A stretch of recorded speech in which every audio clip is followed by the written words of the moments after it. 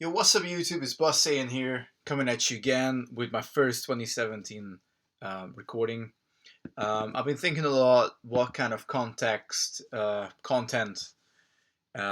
to produce and what kind of contexting speak. And I got to the point where I thought that I'm probably going to start posting a little bit more Magic content because I do play um, Magic the Gathering. So I thought I'm going to go through my decks and just talk about them a little bit. I don't see nowhere as near enough physical deck profiles of Magic the Gathering on YouTube that you would see Magic Online. So I thought I'm going to try and, maybe just fill that gap a little bit and see how it goes. So my first deck that I'm going to start with is one of obviously my favorite, being the first, uh, Affinity. I love Affinity. I've built this deck a few years ago. I wasn't playing Standard when Affinity was a thing. Probably I wouldn't be playing Affinity now. A lot of people just don't like this deck, but it's a consistent deck in Modern. It's consistently in the top tier. It does disappear and then come back again, but it is definitely one of the fastest decks, and the interactions are just so nice to play off, and the deck to me is really good. I love this sort of speed rush style. I do obviously like different types of decks as well, but Affinity is just really close to my heart. So recently, well, I say recently, in the past 3 or 4 months, um, I've put the deck back into its original form. I have been playing about with some changes and make it a little bit more resilient to some other archetypes, but it also slowed the deck down, as you would assume. So this is to me this is the pure Affinity deck. So let's go through it. All right. So starting with the Ornithopters, this deck just wouldn't be what it is if Ornithopter wouldn't be modern legal, but it is. And that is one of the main engines of Affinity, having these 0 mana creatures played on turn 0. Obviously, they're mediocre if you look at the stats, but they come for free, and they're all artifacts, so don't forget that. So 4 Ornithopters, 3 Memnites are the 0 drops in my build of Affinity. And then one of my favorite creatures, Volt Scourge. I absolutely love this card. I don't know what it is about it, but um, obviously I always pay the 2 life. It's probably the lifelink that I like so much. I do tend to say to my friends that I very rarely play a deck what doesn't give me access to lifelink. It's just such a valuable ability on the creatures that you just have to use it if you can. And then 4 Signal Pests, which I think is probably the weakest creatures in the deck, arguably. The battle cry ability can be very powerful, and of course it can only be blocked by flyers or creatures with reach. Um, However, most people tend to drop one of these or a few copies of these if they want to sort of play around and put some nails in the deck. Uh, and now I am going to discuss the mana because I want to leave the bombs to the end. So obviously, being Affinity, what it is, 4 Mox Opals. Um, this card is beautiful. Obviously, it's a legendary artifact, so you can only have 1 at play, but it comes down for 0 mana. If you have Mellowcraft, which means that you have 3 artifacts in play, you can tap it for any color of mana you would want. So this is probably one of the most broken uh, mana rocks in Modern available right now. Closely followed by the second best, which is Springleaf Drum. There just aren't many mana rocks that come down for 1 mana. It's just a thing. Obviously, Wizards being clever about what they print. They obviously in the old days of Magic, a lot of 1 mana cost rocks were printed a lot more than nowadays. Anyway, um, so Springleaf Drum comes down for 1, and you need to tap an untap creature with it, and again you can produce any mana, like any color mana, 1 mana of any color. Sorry. Um, And I do run 4 Galvanic Blasts. Like I said, I went back to the roots with this deck, and it's just an all-round really good card. Obviously, if you got Metalcraft, it's better than a Lightning Bolt. Shoots for 4 into the face or into a creature for 1 mana. It is just it's a great finisher. It's a great removal. You know, you name it. Um, and then probably one of the in fact, in my opinion, the best land cards in the deck, Darksteel Citadel. Um, Again, without this, I don't think Affinity would be such a strong thing. The only artifact land that's not banned in Modern, it's indestructible as well, so it's very resilient against Ghost Quarter and Tectonic Edge. It plays for a colorless mana, taps for a monorless Clara. Sorry, taps for a colorless mana. Got that out finally. But you don't really need a lot of colors in this deck, so you know what more could you wish for? A resilient land that also pumps your Metalcraft abilities is just an all-around winner. My second favorite in the deck are Inkmoth Nexus and Blinkmoth Nexus. I kind of mentioned this on the same page, although they are very different land cards, obviously. For sort of Affinity, you need to think about what you want to do. If you want to go down the infect route with these, which can be quite powerful with cranial plating, then yes, definitely run your Inkmoth Nexuses.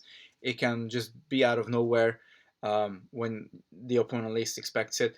And you can pump your Inkmoths with your Blinkmoths as well, which can be a good combo if it's unexpected. It can be just a really good little niche thing to do. And then I run 4 Glimmer Voids. It was so damn difficult to get these cards. I had to order them from Canada and places like that. But they're good. They're good. The new Kaladesh land, or was it Kaladesh? Yes, the new Ether Revolt land that allows you to pay a life and tap for a color. It can be sometimes better, so I might run 2 of those and 2 of these, just in case, because you can have sometimes turn 1 issues with your Glimmer. If the only land in your hand is Glimmer Void, for any weird reason, you might not be able to play enough artifacts or whatever. Glimmer Void can be a little bit of a problem. However, you know, for many years people have been playing with Glimmer Void. It can catch you out, but it's like 1 game in every 50. And then last but not least, 1 Mountain. That's just to pump the Galvanic Blasts, because why not? So now down to the finishers, as I call them. My favorite one are 4 copies of Cranial Plating. Can't believe this card is common. It's unbelievable that this card is a common card. Obviously, the meta was very different when this card was printed, but it's a good card. It's straightforward. It gives +1/+0 for each artifact you control. It comes down for 2 mana. You equip it for 1, and you have the instant shenanigans for 2 black mana, which are, to be fair, they are rarely used in an Affinity game, but it's there, and you can utilize it if you got the mana available. But obviously, creating 2 black mana can be difficult. Just basically based on the speed how this deck pilots. And then the second best finisher is obviously Arcbound Ravager. The instant ability to sack a creature and put +1/+1 on the Ravager just makes it huge. You almost never lose a creature. It's very difficult to really 2-for-1 an Affinity deck because of the Ravager, because you just sack, you know, in response, and that is very, very powerful. Right, a little bit on the slow side, but still it can make your deck go very wide, are the Steel Overseers. And I never really used to run 4 of these. However, I kind of went back to the roots, and I thought like, I'm gonna go back, run 4 of these again, and you never sort of um, second guess yourself, because steel overseers are just really good. Yes, they do cost 2 mana, which in the affinity you would want it to be a bomb, but if they don't get removed and you get to tap them and you have 2 creatures down besides the overseer, you basically get 3+1/+1 counters down. Let's not forget the fact that if you animate your ink moth or blink moths, those get the +1/+1 counter as well, and they keep it even though if they return uh, back as a land at the end of your turn. So again, quite versatile. But number one targets for removal when they come down. I run 1 copy of Etched Champion just to have it in the deck. Um, Obviously, it's on the higher end of the mana curve with 3 mana. I know, 3 mana, right? You think that's the higher end. In fact, I only have 3 cards that cost 3 mana in this deck. Um, but yeah, so when you get Metalcraft and you have protection from all colors, um, it can be GG a lot of the times if the champion gets a plating on it. That's it, pretty much. GG. And then last but not least, 2 Master of Ethereum. Um, Again, Master of Ethereum is one of those cards that's just in and out of decks. At the moment, in my build, it's in. I would probably keep it that way as well. Um, the Lord ability to give your creatures +1/+1 is obviously big, but I think it's more important that it grows to the amount of artifacts you have in play. So more often than not, you will probably have a big ass blocker, which would be your Master of Ethereum, and then you just fly in with your little flyers, which are obviously bigger thanks to the Ethereum. But again, quite an expensive casting cost.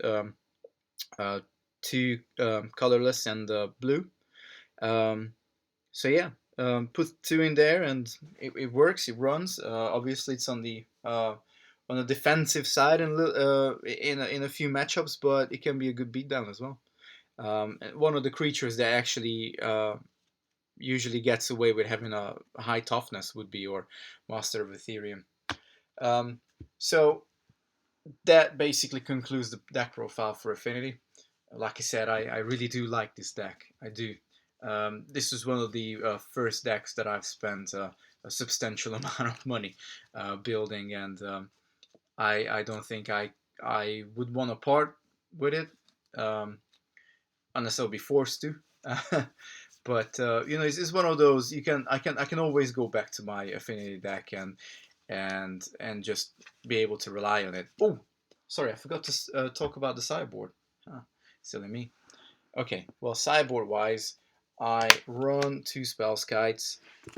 Spell skites are just really good. Some people run it main decked. I used to run it main decked as well, but it's definitely a defensive card. And yes, you might swing in with it a few times, but spell skite is mainly a reactive card. Then at the moment, I run 2 surgical extractions, um, which can be pretty good against anything really. I don't understand why more people don't run this card. Um, ultimately your opponent will play cards. They will be in the graveyard. Um, if it's a creature, if it's a pesky creature, you shoot it down with your Galvanic Blast and you remove the rest out with Surgical Extraction. It's basically a 4/1 if you well like a 3/1. Sorry, um, but it can be good. It can be good. It's yeah, depending from the matchup as well, of course. The 2 classic Dismembers, obviously a broken card, just completely breaking the color pie. But yeah, that's why people run it. Again, Phyrexian Mana forever. Um, I'm testing 1 copy of Seagate Wreckage, because why not? Um, I find that unless I have it in my opening hand and I can dump everything on the board and then slowly draw cards, it's useful. Otherwise, it can be a little bit hit or miss, but it's there. 2 more copies of Etched Champion, because you want that backup. You might take out your Master of Ethereums. You might take out a few number of Steel Overseers. It really depends from the matchup again. But it's nice to have two of him definitely, or her, or it in your sideboard, because it can come quite useful. Against the mirror, I have two Ancient Grudges, because Ancient Grudges. I run two Stubborn Denials. I think it's a really good counter. Even better if you got Ferocious. And I run two Whip Flares, which deals 2 damage to each non-artifact creature. Now, I don't know why. Technically, there should be a Wear and Tear in here as well, but for whatever reason, I've taken it out. It's on a different sideboard at this point in time. I think I might have exchanged it with the Seagate Wreckage. That could be it. Well, how many cards are these? 2, 4, 5, 6, 7, 8, 9, 10, 11, 12, 13. That's 15 cards, so definitely not here. I think I swapped it with the Seagate Wreckage. But then again, you probably want to run a Wear and Tear if, just to give yourself that chance, that one chance to destroy target enchantment if your opponent plays with Stony Silence. Because Stony Silence is not a great card, especially if you don't run Gyro for Ether Grid in your sideboard, which I don't. But hey, we all have different builds, and the meta game in the shops are different as well. So we all pick and choose what cards we play. Yeah, that was Affinity deck profile. So peace out, YouTube. If you do like this video, you can like, comment. You can even share it if you want. It's up to you. I hope my followers, all of you guys, you will enjoy this video, and I should have some more contacts coming at you as well. Got quite a few more Magic decks to review, and yeah, so peace out.